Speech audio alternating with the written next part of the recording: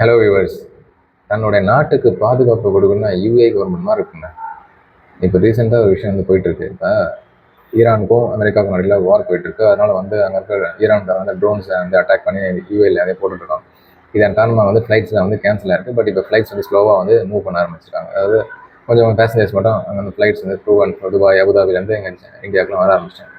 இவங்களோட அவங்க கவர்மெண்ட்டில் அங்கே இருக்கின்ற அங்கே ஸ்டே பண்ணியிருக்க பேசஞ்சர்ஸ் வந்து ஃப்ளைட்டில் அந்த ஃப்ளைட் சேஃபாக நம்ம இந்தியாவுக்கோ இல்லை எந்த கண்ட்ரிக்கோ வருதான்றதுக்காக கூடவே ஒரு வார் ஃப்ளைட்டும் வந்து கூட அனுப்புவாங்க.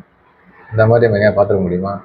இப்போ கன்ஃபார்ம் பண்ணுறதுக்காக தன்னோட பேசஞ்சர்ஸ்லாம் வந்து சேஃபாக போய் அங்கே லேண்ட் ஆகிறாங்களா, இல்லை ஏதாவது வார் பிரச்சனை வந்துடக்கூடாது, நான் நம்பி வந்த மக்களுக்கு கடைசி வரைக்கும் அவங்க வந்து பாதுகாப்பு கொடுக்கறதுக்கு UAE government is and set and best example.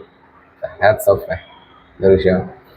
இன்னொரு விஷயம் பார்த்தீங்கன்னா வந்து அது சேம் டைம் ஃப்ளைட்டு பார்த்தீங்கன்னா வந்து சார்ஜஸ் வந்து ரொம்ப ஹையாக ஏறிடுச்சு. ஸோ 1,05,000 வரைக்கும் போயிடுச்சு.